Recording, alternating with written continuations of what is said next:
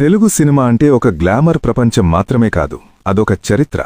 ఆ చరిత్రను రెండు భాగాలుగా విభజిస్తే, ఒకటి ఎన్టీఆర్ రాకముందు, రెండు ఎన్టీఆర్ వచ్చిన తర్వాత. ఎన్టీఆర్ అంటే కేవలం ఒక నటుడు మాత్రమే కాదు, ఆయనొక రూపశిల్పి. శ్రీకృష్ణుడు ఎలా ఉంటాడు అంటే మనకు వెంటనే గుర్తొచ్చేది రామారావు గారి రూపమే. రాముడన్నా, వెంకటేశ్వర స్వామి అన్నా ఆయనే మనకు కనిపిస్తారు. కేవలం దేవుడి పాత్రలే కాదు, రావణుడు, దుర్యోధనుడు లాంటి ప్రతినాయక ఛాయలున్న పాత్రలకు కూడా ఆయన ప్రాణం పోశారు. దానవీర సూరకర్ణ సినిమాలో ఆయన పోషించిన 3 పాత్రలు, చెప్పిన డైలాగులు ఇప్పటికీ సోషల్ మీడియాలో ట్రెండింగ్ అంటే ఆయన ప్రభంజనం ఎలాంటిదో అర్థం చేసుకోవచ్చు. పౌరాణికాల్లోనే కాదు, జానపద మరియు సాంఘిక చిత్రాల్లో కూడా ఎన్టీఆర్ గారు రికార్డుల రారాజు. అడవిరాముడు సినిమాతో తెలుగు బాక్సాఫీస్ దగ్గర 100 రోజుల సెంటర్ల లెక్కను మార్చేసిన ఘనత ఆయనది. సామాన్యుడి కష్టాల గురించి మాట్లాడే సర్దార్ పాపారాయుడైన, పవర్ఫుల్ పోలీసాఫీసర్గా కొండవీటి సింహమైన ఆయన తెరపై కనిపిస్తే థియేటర్లు దద్దరిల్లిపోయేవి. ఆయన నటనలో ఒక క్రమశిక్షణ ఉండేది. తెల్లవారుజామునే లేచి యోగా చేయడం, సెట్స్కి అందరికంటే ముందే రావడం, ఇవన్నీ ఆయనను ఒక లెజెండ్గా నిలబెట్టాయి. సినిమా రంగంలో శిఖరాగ్రాణ ఉన్నప్పుడే తెలుగువారి ఆత్మగౌరవం కోసం రాజకీయాల్లోకి అడుగుపెట్టారు. కేవలం 9 నెలల్లోనే అధికారాన్ని కైవసం చేసుకుని రాజకీయ చరిత్రలో ఒక అద్భుతాన్ని సృష్టించారు.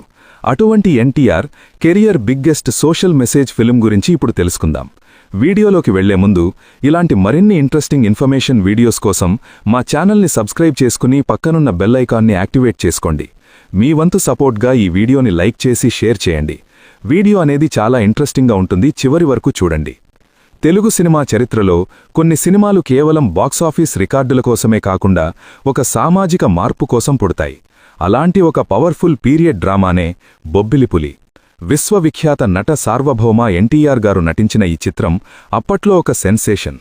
కేవలం సినిమాగానే కాకుండా ఎన్టీఆర్ గారి రాజకీయ ప్రవేశానికి ఒక బలమైన పునాదిగా నిలిచిన ఈ సినిమా విశేషాలు మరియు ఈ సినిమా సృష్టించినటువంటి రికార్డ్స్తో సూపర్ స్టార్ కృష్ణని ఎన్టీఆర్ ఎలా వెనక్కి నెట్టేస్తారో ఇప్పుడు చూద్దాం రండి.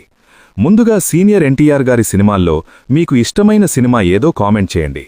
ముందుగా ఈ సినిమా కథ విషయానికొస్తే, మేజర్ చక్రధర్ ఎన్టీఆర్ ఒక దేశభక్తుడైన సైనికుడు. యుద్ధంలో తన ప్రాణాలను పణంగా పెట్టి దేశాన్ని కాపాడే చక్రధర్ సమాజంలో జరుగుతున్న అన్యాయాలు, అవినీతిని చూసి చలించిపోతాడు. చట్టం తన పని తాను చేయనప్పుడు తనే స్వయంగా ఒక తిరుగుబాటుదారుడిగా మారి బొబ్బిలిపులిగా ఎలా అవతరించాడు అనేదే ఈ చిత్ర కథాంశం. క్లైమాక్స్లో వచ్చే కోర్టు సీన్ మరియు ఎన్టీఆర్ ఇచ్చే స్పీచ్ ఈ సినిమాకి ప్రాణం. ప్రధాన నటీనటులు ఎన్టీఆర్ మేజర్ చక్రధర్ పాత్రలో పరకాయ ప్రవేశం చేశారు. శ్రీదేవి కొండవీటి సింహం తర్వాత ఎన్టీఆర్ శ్రీదేవి కాంబోలో వచ్చిన మరో హిట్. సత్యనారాయణ విలన్గా అద్భుతమైన నటన. అల్లు రామలింగయ్య, కొంగర జగ్గయ్య, శారద కీలక పాత్రల్లో నటించారు.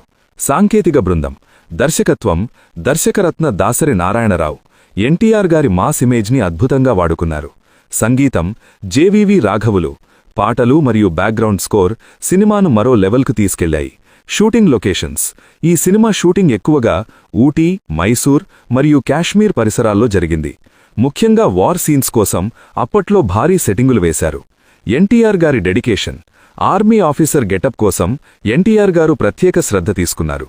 ఆయన నడక, మాటతీరు ఒక నిజమైన సైనికుడిని తలపించాయి. దాసరి విజన్, దాసరిగారు కేవలం 45 రోజుల్లోనే ఈ భారీ చిత్రాన్ని పూర్తి చేయడం ఒక record. Cinema budget and remuneration, 1982 కాలంలో ఈ సినిమా దాదాపు 80 లక్షల నుండి 1 కోటి బడ్జెట్తో తెరకెక్కింది. ఇది ఆ కాలంలో చాలా భారీ బడ్జెట్. ఎన్టీఆర్ గారి రెమ్యునరేషన్ అప్పట్లో సుమారు 10 లక్షల రూపాయల నుండి 15 లక్షల రూపాయల మధ్య ఉండేదని ట్రేడ్ టాక్. అప్పట్లో అత్యధిక రెమ్యునరేషన్ తీసుకునే హీరో ఆయనే. ఇక మ్యూజిక్ విషయానికొస్తే, ఈ సినిమాలో ప్రతి పాట ఒక ఆణిముత్యం. అడుగడుగునా సైనికుల స్ఫూర్తిని నింపే పాట. తెలుసా నీకు? ఎన్టీఆర్ శ్రీదేవి మధ్య వచ్చే రొమాంటిక్ సాంగ్ ఎక్కడో ఎక్కడో మాస్ ఆడియన్స్ను ఉర్రూ తొలగించిన సాంగ్. జేవీవి రాఘవులు గారి సంగీతం సినిమా ఎమోషనల్ పీక్స్కు తీసుకెళ్ళింది. ఈ సినిమాలోని డైలాగ్స్ అనేవి డైనమైట్స్ అనే చెప్పాలి. దాసరి నారాయణరావు గారు రాసిన డైలాగ్స్ అప్పట్లో తూటాల్లా పేలాయి. సమాజం ఒక మురికి కూపం, దీన్ని శుభ్రం చేయడానికి ఒక పులి రావాలి. కోర్ట్లో ఎన్టీఆర్ చెప్పే 10 నిమిషాల సుదీర్ఘమైన డైలాగ్ నేటికీ ఒక సంచలనం. ఆ డైలాగ్స్లో అప్పటి రాజకీయ వ్యవస్థపై విమర్శలు సూటిగా ఉంటాయి. ఇక ఈ సినిమా బాక్సాఫీస్ దగ్గర సాధించినటువంటి కలెక్షన్స్ అండ్ బాక్సాఫీస్ దగ్గర సృష్టించిన రికార్డ్స్ గురించి తెలిస్తే మైండ్ పోతాది ఎవరికైనా సరే. 1982 జూన్ 18న విడుదలైన ఈ సినిమా బాక్సాఫీస్ వద్ద సునామీ సృష్టించింది. రికార్డ్స్ అప్పట్లో ఈ సినిమా దాదాపు 3.5 కోట్లకు పైగా షేర్ వసూలు చేసింది. 39 సెంటర్లలో 100 రోజులు ఆడింది. ఎన్నో థియేటర్లలో సిల్వర్ జూబ్లీ 175 రోజులు జరుపుకుంది. తెలుగు సినిమా చరిత్రలో అత్యధిక వసూళ్లు సాధించిన చిత్రాలలో ఒకటిగా నిలిచింది. ఆ రికార్డు ఈ రికార్డు అనే తేడా లేకుండా, రికార్డుల మీద ఎలాంటి కనికరం లేకుండా రికార్డులెన్నింటినీ నరికేసింది ఈ బొబ్బిలిపులి. అలా అప్పటికే మంచి ఫామ్లో ఉన్నటువంటి సూపర్ స్టార్ కృష్ణగారిని ఈ సినిమా సృష్టించిన రికార్డ్స్తో సూపర్ స్టార్ కృష్ణని వెనక్కి నెట్టేశారు సీనియర్ ఎన్టీఆర్ గారు.